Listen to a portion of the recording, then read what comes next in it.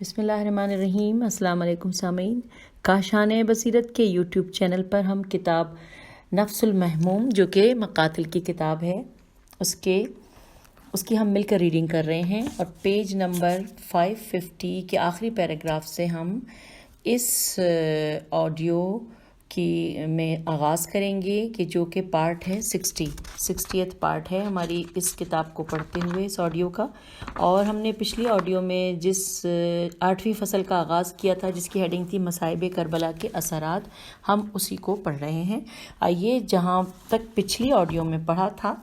ہم اسے آگے چلتے ہیں۔ پیج 550۔ بس آپ اسی طرح تھیں۔ اچھا یہ بھی میں بتا دوں کہ اس سے پچھلے والے جو پیراگراف تھا اس میں ہم پڑھ رہے تھے کہ بی بی کو کتنی تکلیف اور کتنا دکھ تھا کہ جب آپ ہڈیوں کا ڈھانچہ ہو گئی تھیں، اور راوی نے بتایا ہے کہ جب آپ باپ کے بعد ہمیشہ سر پر پٹی باندھے رہتی تھیں اور کمزور جسم ہو گئی تھیں اور بہت غمزدہ رہتی تھیں۔ آئیے ہم اب آگے پڑھتے ہیں۔ بس آپ اسی طرح تھیں جیسا کہ ان دنوں کے بارے میں ان کے والد گرامی صلی اللہ علیہ وآلہ وسلم نے خبر دی تھی، محزون و مکروب اور روتی و گریہ کرتی ہوئی، کبھی اپنے گھر سے وحی کے منقطع ہونے کا ذکر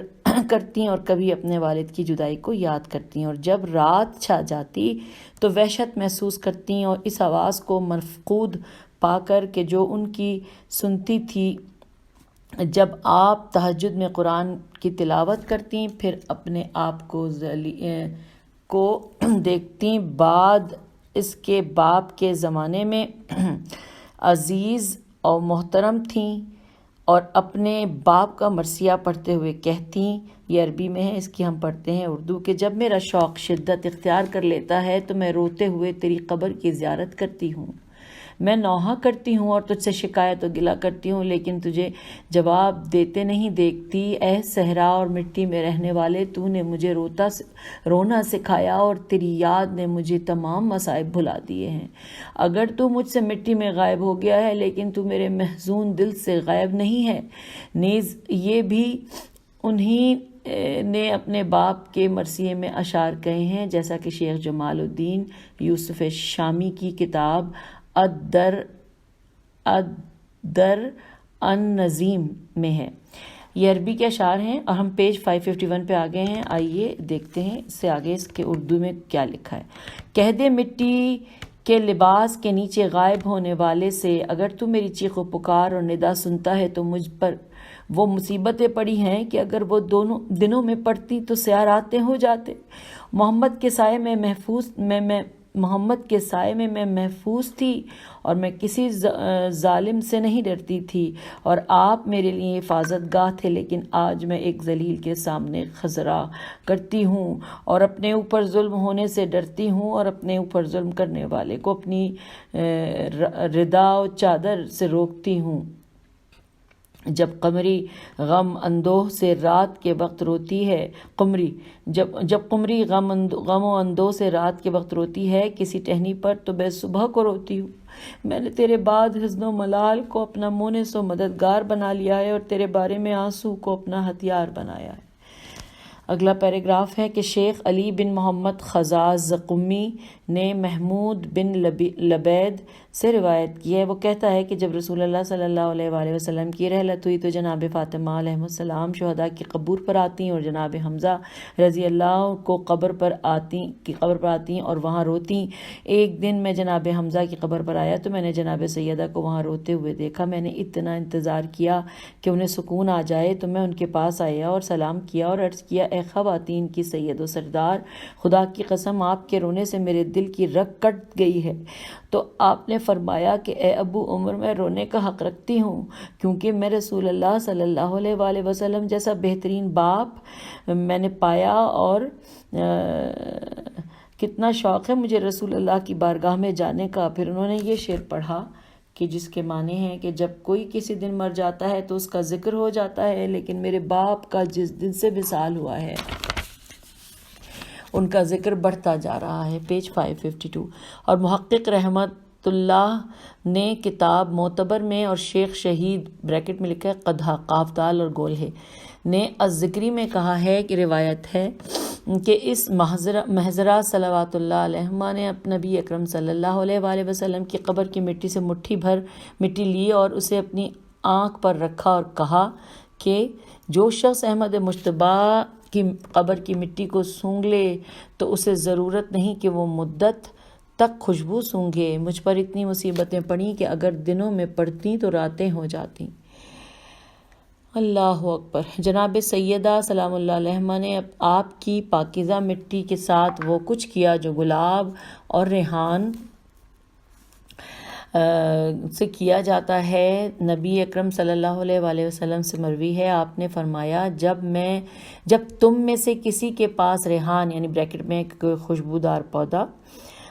آئے تو اسے وہ سونگھے اور اسے اپنی آنکھوں پر رکھے کیونکہ وہ جنت میں سے ہے۔ اور یہاں مناسب ہے اس چیز کا ذکر کہ جسے شیخ جمال الدین یوسف شامی محقق کے شاگرد نے قدس اللہ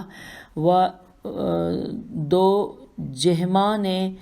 حشام بن محمد سے روایت کی۔ وہ کہتا ہے کہ جب حسین علیہ السلام کی قبر پر پانی چھوڑا گیا تو 40 دن کے بعد پانی زمین کے اندر چلا گیا اور قبر کا نشان و اثر مٹ گیا۔ پس ایک اعرابی بنی اسد میں سے آیا اور وہ شروع ہوا ایک ایک مٹھی بھرتا اور اسے سونگھتا یہاں تک کہ وہ حسین علیہ السلام کی قبر پر جا پڑا۔ تو جب اسے سونگھا تو رو پڑا اور کہا میرے ماں باپ آپ پر قربان ہو جائیں، آپ کس قدر خوشبودار ہے اور کس قدر آپ کی قبر اور آپ کی تربت خوشبودار ہے۔ پھر اس نے یہ شعر پڑھنا شروع کیا کہ انہوں نے چاہا کہ اس کے دوستوں سے اس کی قبر کو مخفی کر دیں، حالانکہ قبر کی مٹی کی خوشبو قبر کی طرف رہنمائی کرتی ہے۔ مؤلف کہتے ہیں میں نے نفس المحموم میں ذکر کیا ہے کہ متوکل نے قبر حسین علیہ السلام پر ہل چلانے اور قبر کو مٹانے اور اس کے گرد کے مکانات کو خراب کرنے کا حکم دیا تھا۔ پس انہوں نے اس پر ہل چلائے اور اس کے گرد پانی چھوڑا اور ہتھیار بند سپاہی کھڑے کیے۔ ایک چوکی اور دوسروں کے درمیان 1 میل کا فاصلہ ہوتا۔ کوئی زائر زیارت نہ کرتا مگر یہ کہ اسے گرفتار کر کے موکل کے پاس بھیجتے تھے۔ ابو الفرج کہتا ہے مجھ سے محمد بن حسین اشنانی نے بیان کیا، وہ کہتا ہے کہ خوف کی بنا پر میں زیارت حسین علیہ السلام سے ان دنوں بعید العہد ہو گیا تھا۔ پھر میں نے اپنے نفس کو اس خطرے میں ڈال کر یہ عمل کیا اور عطار بن میں سے ایک شخص نے میری اس سلسلے میں مساعدت اور مدد کی۔ پس ہم دونوں زیارت کے لیے نکلے۔ دن کو ہم چھپے رہتے اور رات کو چلتے یہاں تک کہ ہم غازریہ کے نواحی علاقے میں پہنچے اور وہاں سے آدھی رات کے وقت نکلے۔ پیج 553۔ اور ہم 2 چوکیوں کے درمیان سے چلے جبکہ ہتھیار بند سپاہی سوئے ہوئے تھے یہاں تک کہ ہم قبر مبارک پر آئے تو وہ ہم سے مخفی ہو چکی تھی۔ پس ہم علامتوں سے اسے پہچانتے اور درست راستہ تلاش کرتے یہاں تک کہ ہم اس تک پہنچ گئے جبکہ وہ صندوق جو قبر کے گرد تھا اکھاڑا جا چکا تھا اور اسے جلا دیا گیا تھا اور قبر پر پانی چھوڑا ہوا تھا۔ پس اینٹوں والی جگہ دھنس گئی تھی اور خندق ایسی ہو گئی تھی۔ پس ہم نے زیارت کی اور اس پر منہ کے بل گر پڑے اور اس سے ہم نے ایسی خوشبو سونگھی تھی جو میں نے عطار سے کہا جو میرے ساتھ تھا یہ کون سی خوشبو ہے؟ تو اس نے کہا خدا کی قسم میں نے اس قسم کا کوئی عطر نہیں سونگھا۔ پس میں نے وداع کیا اور قبر کے گرد کچھ علامتیں قرار دیں چند ایک جگہوں پر۔ تو جب متوکل لعین مارا گیا تو ہم طالبین اور شیعوں میں سے ایک جماعت کے ساتھ جمع ہوئے یہاں تک کہ ہم قبر تک آئے اور وہ علامات نکالیں اور اسے دوبارہ اسی جگہ پر رکھا جہاں وہ تھیں۔ مؤلف کہتے ہیں کہ پس وہ جناب صلوات اللہ علیہ کی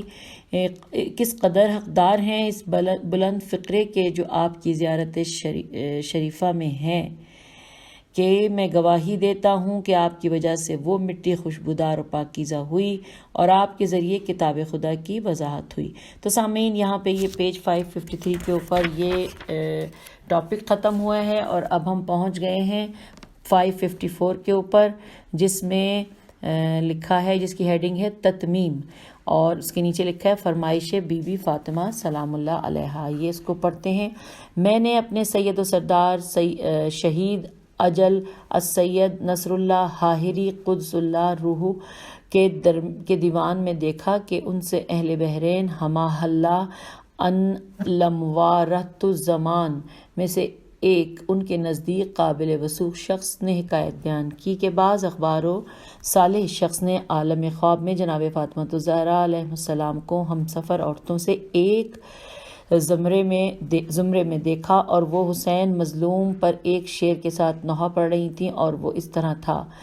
کہ واہ حسینہ کہ جسے پس گردن شہید کیا گیا، واہ حسینہ کہ جسے خون سے غسل ملا۔ اور اسی کے مشابہ ہے وہ حکایت جو بعض دوادین سے منقول ہے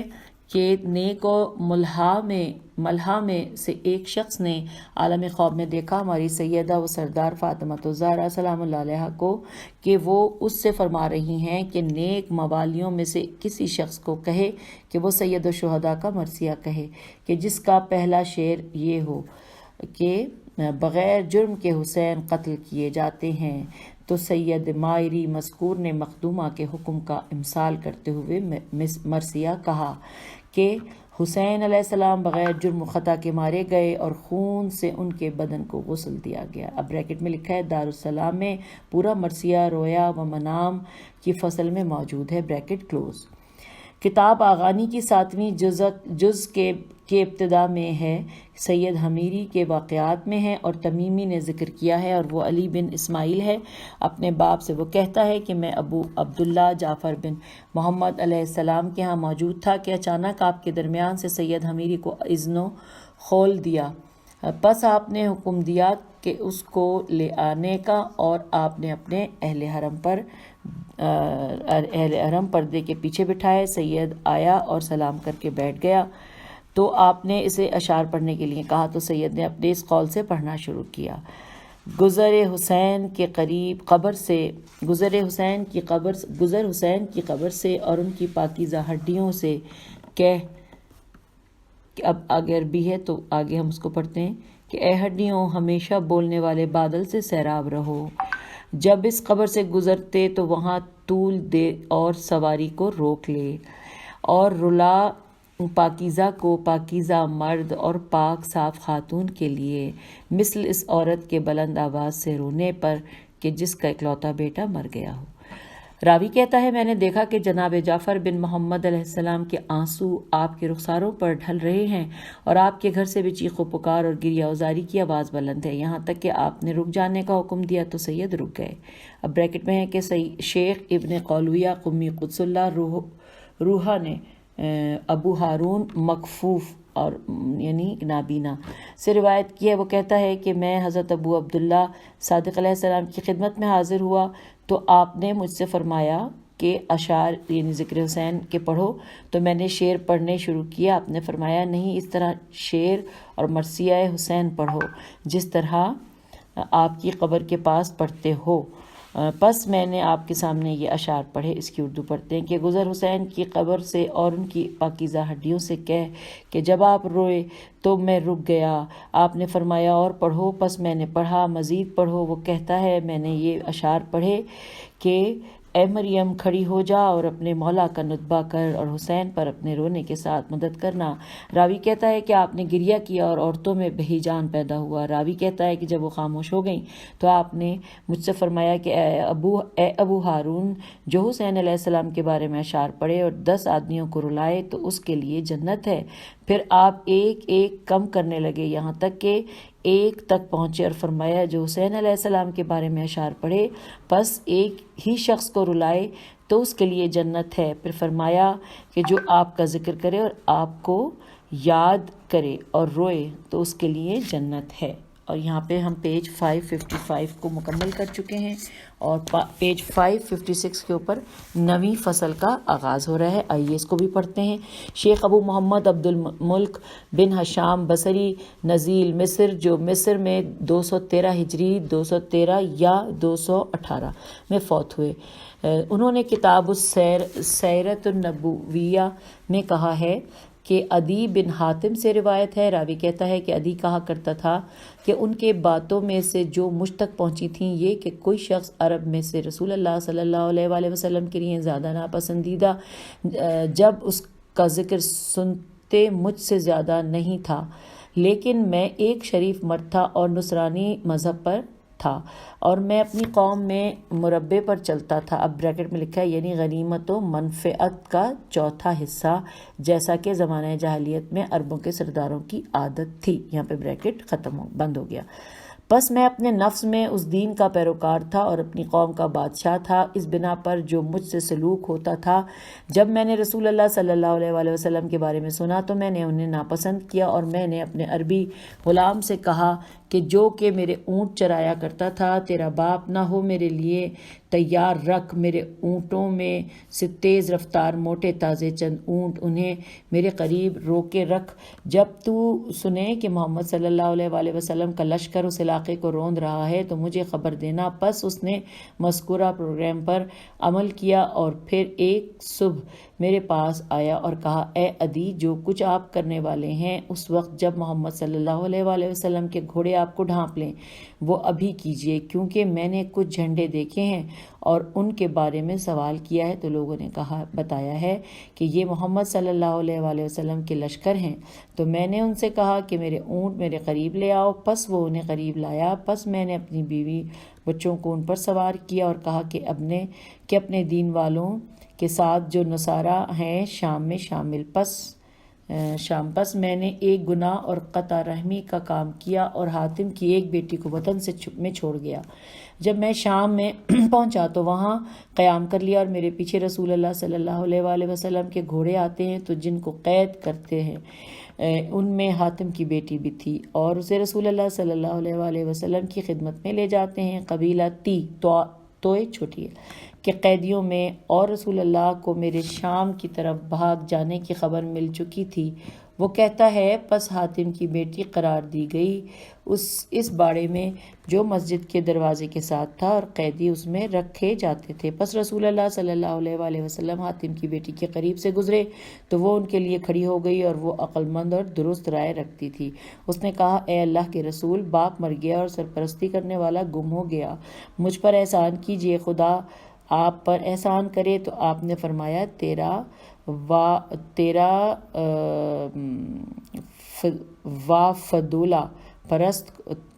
وفدولہ پرست کون ہے؟ یہ ورڈ مجھے سمجھ نہیں آیا لیکن میں نے ہجے کر دیتی ہوں. فرمایا تیرا، اچھا جی، دال واو ہے شاید، یہ واو الف فے دال واو لام ہے. پرست کون ہے؟ اس نے کہا کہ عدی بن حاتم. آپ نے فرمایا، جو اللہ اور اس کے رسول سے بھاگ گیا ہے. وہ کہتی ہے، پھر رسول صلی اللہ علیہ وسلم مجھے چھوڑ کر چلے گئے، یہاں تک کہ جب دوسرا دن آیا تو آپ میرے قریب سے گزرے تو میں نے آپ سے وہی گزارش دہرائی اور آپ نے مجھے وہی کچھ کہا جو کل کہا تھا. ہم پیج 557 پر ہیں. وہ کہتی ہے کہ جب تیسرا دن آیا تو آپ پھر میرے قریب سے گزرے جبکہ میں آپ سے مایوس ہو چکی تھی. تو میری طرف سے اس مرد نے اشارہ کیا جو آپ کے پیچھے پیچھے تھا کہ اٹھ کر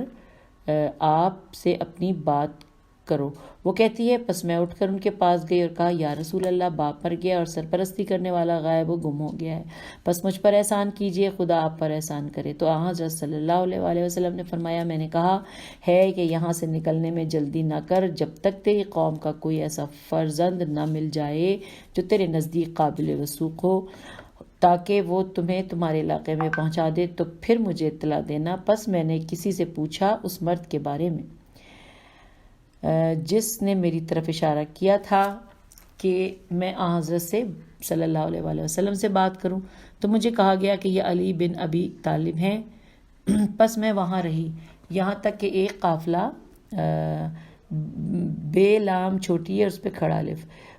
قبیلے یا قضاء کا آیا اور کہتی تھی کہ میں چاہتی ہوں کہ اپنے بھائی کے پاس جاؤں شام میں. پس میں رسول اللہ صلی اللہ علیہ وآلہ وسلم کی خدمت میں آئی اور عرض کیا، یا رسول اللہ، ایک گروہ میری قوم کا آیا ہے کہ جن میں میرے نزدیک قابل وثوق اور مجھ سے میرے مقصد تک پہنچانے والے موجود ہیں. وہ کہتی ہے، پس رسول اللہ صلی اللہ علیہ وآلہ وسلم نے مجھے لباس پہنایا اور سواری دی اور سفر خرچ دیا. پس میں ان کے ساتھ مدینے سے نکلی اور شام تک آئی. مؤلف کہتے ہیں کہ رسول اللہ صلی اللہ علیہ وآلہ وسلم کی سیرت دیکھیے کفار کے ساتھ، اور حضرت کے اس قول کی طرف کہ اکرم و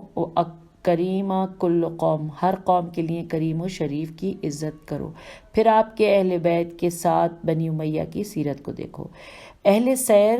نے کہا ہے کہ حسین علیہ السلام کے اہل ویال ابن زیاد کے دربار میں داخل کیے گئے کہ جن میں سے ایک زینب بنت علی بھی تھیں جو متفکر اور اجنبی شکل میں داخل ہوئیں اور انہوں نے بوسیدہ قسم کا لباس پہنا ہوا تھا۔ پس آپ چلتی ہوئی قصر العمارہ کے ایک گوشے میں جا کر بیٹھ گئیں اور انہیں ان کی کنیزوں نے گھیر لیا تو ابن زیاد نے کہا کہ یہ کون ہیں جو ایک طرف جا بیٹھی ہیں؟ تو اس کے ساتھ اس کی عورتیں اور کنیزیں ہیں۔ جناب زینب سلام اللہ علیہا نے اسے کوئی جواب نہ دیا۔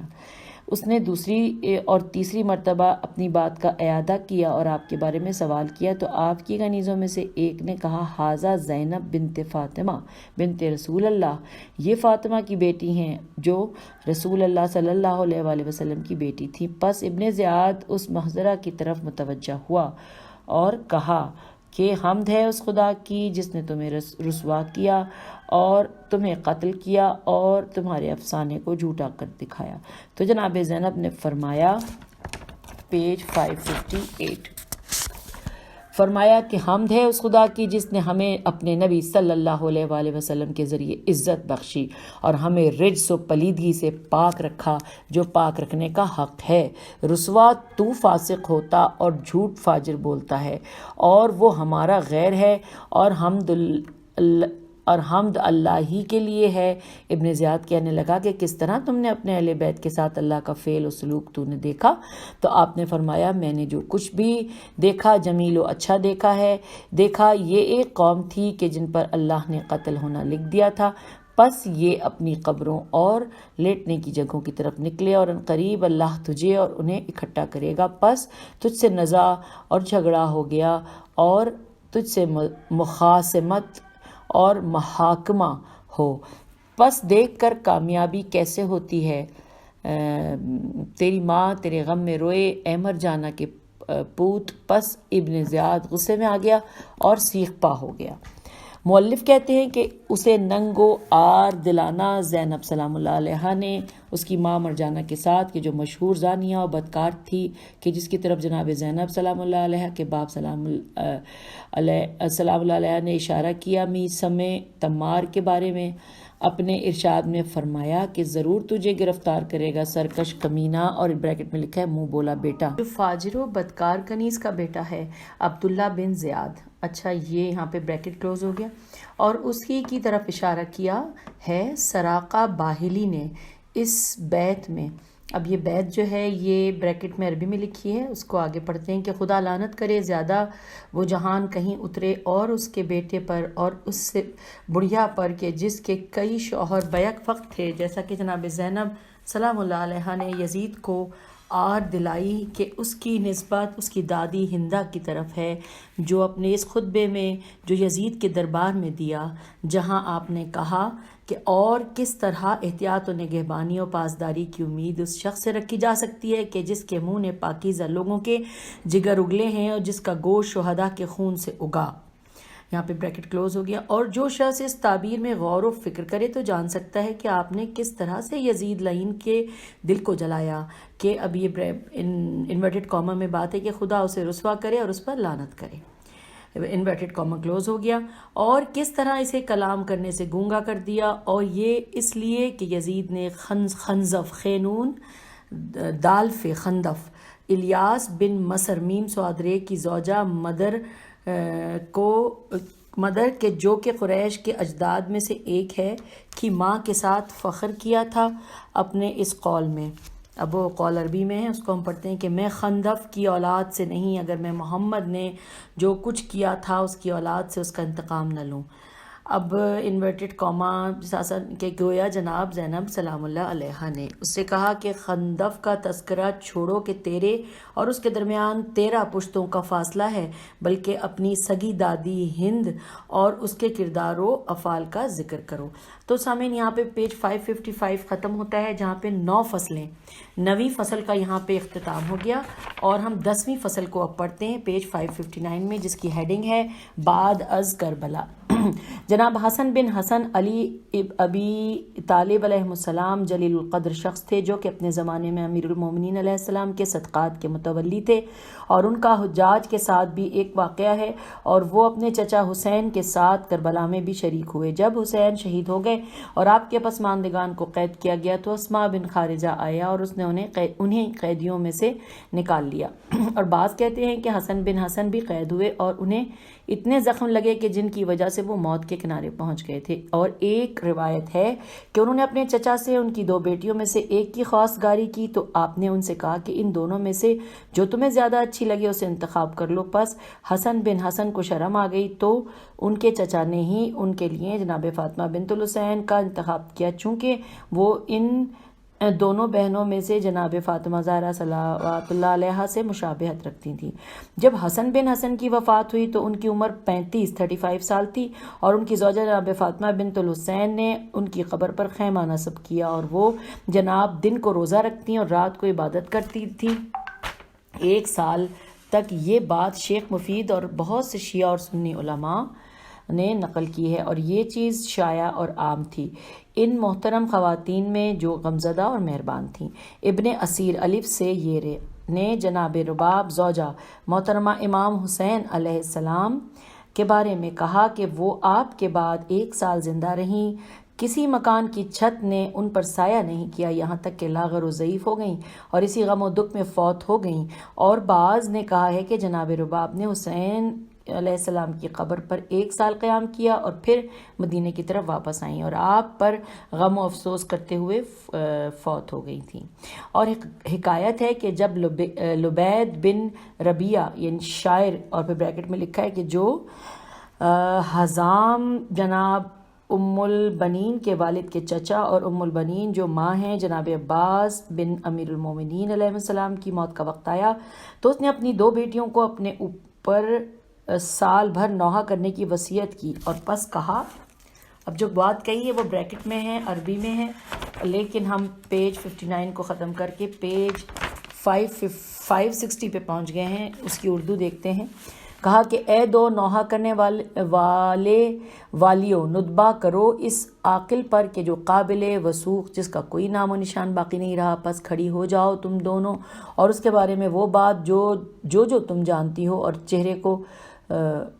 نہ خراشنا اور نہ بال کاٹنا، 1 سال تک نوحہ زاری کرو، پھر تم دونوں پر سلام ہے۔ جو مکمل 1 سال روئے تو اس نے عذر پورا کر دیا، پس اس کی 2 بیٹیاں 1 سال مکمل اس پر نوحہ کرتی رہیں، جیسا کہ حسین علیہ السلام پر 1 سال تک نوحہ ہوتا رہا۔ اور حکایت ہے جناب فاطمہ حسن بن حسن کی زوجہ سے کہ جب سال پورا ہو گیا تو انہوں نے موالی یعنی بریکٹ میں لکھے غلام و عزیز و اقارب سے کہا کہ جب رات تاریک ہو جائے تو اس خیمے کو اکھاڑ لینا۔ جب رات تاریک ہوئی اور انہوں نے خیمہ اکھاڑ لیا تو اس بیوی نے کسی کے کہنے والے کو سنا کہ کیا اسے پا لیا جسے منقوط پایا؟ تو دوسرے نے جواب دیا بلکہ مایوس ہو کر واپس پلٹ گئے۔ کہتے ہیں کہ پس جناب فاطمہ علیہ السلام نے لبید کے شعر سے تمثل کیا، عربی میں شعر ہے، اس سے آگے لکھا ہے کہ 1 سال تک پھر تم پر سلامتی ہو، اور جو 1 سال مکمل رو چکے تو اس نے عذر پورا کر دیا۔ سامعین، 11ویں فصل کی طرف ہم آ گئے ہیں جس کی ہیڈنگ ہے خستہ حالت۔ معلوم ہونا چاہیے کہ حلب کے قریب ایک مشہد و مزار ہے جو مشہد السقط اور شہد الدکتہ کے نام سے موسوم ہے، جو جوشن پہاڑ پر جو کہ حلب پر مشرف ہے، جس میں شیعوں سے مشاہد و مقابر ہے۔ ان میں سے ایک مقبرہ ہے قطب المحدثین ابن شہر آشوب صاحب مناقب کا، اور ایک مقبرہ ہے عالم فاضل جلیل فقیہ سید اجل ابو المکارم ابن زہرہ حسینی حلبی کا، اور بنی زہرہ کا گھرانہ حلب میں شریف گھرانہ ہے اور ان کے لیے مشہور شربت ہے۔ اور ایک مقبرہ ہے احمد بن منیر عاملی کا جس کے حالات عمل میں مذکور ہیں، اور اس کے علاوہ بھی ہیں رضوان اللہ علیہ۔ یہ ہم پیج 561 پہ آ گئے۔ اور سقط وہی محسن بن حسین بن علی بن ابی طالب علیہ السلام ہے، میں ان کی زیارت سے اسی سال مشرف ہوا ہوں، اور یہ سن 1342 یعنی 1342 ہے۔ اب بیت اللہ رسوام کی زیارت سے واپسی پر اور میں نے مشہد شریف کی عمارت کا مشاہدہ کیا ہے جو بڑے بڑے پتھروں سے انتہائی متقن و محکم بنی ہے، لیکن افسوس کی بات ہے کہ حلب میں جو جنگ ہوئی ہے اس کی وجہ سے اس کی دیواریں گر گئی ہیں، اور وہ اس وقت گرا ہوا خرابہ کہ جس کی دیواریں اس کی چھتوں پر گری ہیں خادیت و علی عروج شاہ کا سما ہے۔ ہموی ہے میم واو چھوٹی ہو ہموی نے معجم البدان میں کہا ہے جوشن ایک پہاڑ ہے حلب کے مغربی جانب اور اسی سے سرخ تانبا لیا جاتا ہے اور اس کی کان ہے، اور کہا گیا ہے کہ جب سے حسین علیہ السلام کے قیدی وہاں سے گزرے وہ کان خراب ہو گئی، اور حسین علیہ السلام کی ایک بیوی حاملہ تھی، وہاں ان کا بچہ ساقط ہو گیا۔ اس پہاڑ پر کام کرنے والوں سے روٹی یا پانی مانگا تو انہوں نے اس خاتون کو برا بھلا کہا اور روٹی پانی نہ دیا، پس اس نے بد دعا دی، تو اسی وقت سے جو کوئی بھی اس میں کام کرتا ہے اسے نفع نہیں ہوتا۔ اور پہاڑ کے اگلے حصے میں ایک مشہد ہے جو مشہد السقط اور مشہد الدقتا نام ہے سے مشہور ہے، اور سقط کا نام محسن بن الحسین رضی اللہ عنہ رکھا گیا تھا۔ مؤلف کہتے ہیں اور اہل حلب انہیں شیخ محسن بریکٹ میں ہے کی فتح اور شین کسرہ والی کی شد کے ساتھ سے تعبیر کرتے ہیں۔ میرے معلومات کے مطابق سب سے پہلے سیف الدولہ حمدانی نے اس کی تعمیر کرائی۔ ضیاء الدین یوسف بن یحییٰ نے بن حسین صنعانی متوفی سن 1111 نے ہجری نے کتاب نسمۃ السحر بزکر من تشیع و شعر میں کہا ہے، اور میں نے اس کی ایک جلد مشہور مشہد غروی اور بریکٹ میں لکھا ہے نجف اشرف علی ساکنہ سلام میں دیکھی ہے۔ اس نے سیف الدولہ کی تحت کے حالات میں کہا ہے، اور ابن تی توئے چھوٹیے نے تاریخ حلب میں کہا ہے کہ سیف الدولہ وہی ہے کہ جس نے مشہد الدقا جو حلب کے سامنے ہے تعمیر کیا، اس بنا پر کہ اس نے اس جگہ نور اور روشنی دیکھی جبکہ وہ حلب میں کسی منظر میں تھا۔ جب صبح ہوئی تو سوار ہو کر وہاں تک آیا اور حکم دیا کھودنے کا، بس وہاں ایک پتھر دیکھا جس پر لکھا تھا ھذا المحسن بن الحسین بن علی ابی طالب علیہ السلام۔ پس علویوں کو جمع کیا اور ان سے سوال کیا تو ان میں سے بعض نے کہا کہ جب یزید کے زمانے میں قیدیوں کو لے کر حلب سے گزرے تو حسین علیہ السلام کی ایک زوجہ کا بچہ یہاں سقط ہوا، تو سیف الدولہ نے اس کی تعمیر کرائی اور کہا کہ اللہ نے مجھے اذن دیا ہے کہ اس کی تعمیر کرنے کا، آپ اپنے نبی کی بیٹی کے نام پر، اور وہ جگہ جوش کے نام سے مشہور ہے۔ پیج 561 ختم ہو گیا۔ پیج 562 کا تھوڑا سا اور پڑھ لیتے ہیں، اور کیونکہ یہ سیکنڈ لاسٹ آڈیو ہے ہماری، اگلی آڈیو میں یہ اس کتاب بالکل ختم ہو جائے گی۔ اس پیج 562 میں لکھا ہے، ہیڈنگ ہے چند ایک فوائد، آئیے پڑھتے ہیں۔ پہلا فائدہ، معلوم رہے کہ ان افراد میں سے جو حسین علیہ السلام کے ساتھ تھے ان کے اہل بیت میں اور قتل نہیں ہوئے، تو قتل نہ ہونے والوں میں ایک محمد بن عمر حسن بن علی ابی طالب علیہ السلام ہیں، وہ صاحب فضل و جلالت ہیں۔ ہمارے شیخ اقدام فقیہ اجل ابو صلاح تقی الدین بن نجم حلبی نے تقریب المعارف سے محکی میں کہا ہے، وہ علماء نے عبید اللہ بن محمد بن عمر بن علی بن بی علب علیہ السلام سے روایت کی ہے۔ وہ کہتے ہیں کہ میں نے اپنے باپ محمد بن عمر بن حسن کو دیکھا، اور یہ وہی ہیں کہ جو حسین علیہ السلام کے ساتھ کربلا میں تھے، اور شیعہ انہیں ابو جعفر علیہ السلام کے بمنزلہ سمجھتے ہیں اور ان کے حق و فضل کو پہچانتے ہیں۔ عبید اللہ کہتا ہے کہ میرے باپ محمد نے محمد بن عمر بن حسن سے ابو فلاں کے بارے میں بات کی تو محمد بن عمر بن حسن بن علی بن ابی طالب علیہ السلام نے میرے باپ سے کہا خاموش رہو کیونکہ تم عاجز و ناتواں ہو، خدا کی قسم وہ دونوں البتہ خون حسین علیہ السلام میں شریک ہیں۔ مؤلف کہتے ہیں، اور اس کا باپ عمر بن حسن قاسم اور عبداللہ جو دونوں حسن علیہ السلام کے بیٹے تھے کی ماں سے تھا، اور ان تینوں کی والدہ ام ولد تھیں۔ شیخ مفید نے ارشاد میں کہا ہے، باقی رہا عمر، قاسم اور عبداللہ حسن بن علی علیہ السلام کے بیٹے، تو یہ تینوں اپنے چچا حسین بن علی علیہ السلام کے سامنے شہید ہوئے میدان طیفے میں۔ خدا ان سے راضی ہو اور یہ خدا سے راضی ہوں۔ دوسرا فائدہ، یہ کتاب بہار میں مفضل میں عمر کے صادق علیہ السلام مفضل بن عمر کی صادق علیہ السلام سے حدیث میں کربلا کی فضیلت میں ہے، آپ نے فرمایا وہ ڈول یا تشت کہ جس میں حسین علیہ السلام کے سر کو دھویا گیا، اسی میں جناب مریم نے حضرت عیسیٰ علیہ السلام کو غسل دیا تھا اور ان کی ولادت کی وجہ سے خود غسل کیا تھا۔ تیسرا فائدہ، کتاب مکارم الاخلاق میں ابو عبداللہ علیہ السلام سے روایت ہے، آپ نے فرمایا حسین علیہ السلام اپنے سر پر دسمہ دال سین میم ہے کا خضاب لگاتے تھے اور آپ کے سر میں درد ہوتا تھا، اور ہمارے پاس ان کے سر کا لفافہ موجود ہے کہ جس کو آپ اپنے سر پر لپیٹتے تھے۔ تو یوں سامعین، آج کی اس آڈیو کے اوپر ہم خدا حافظ کہتے ہیں آپ کو، پیج 562 کے اوپر، اور اگلی آڈیو میں بالکل آخری آڈیو ہوگی کہ جس میں کہ ہم اس کتاب کے بالکل آخری صفحے تک پہنچ جائیں گے۔ تب تک کے لیے خدا حافظ، فی امان اللہ۔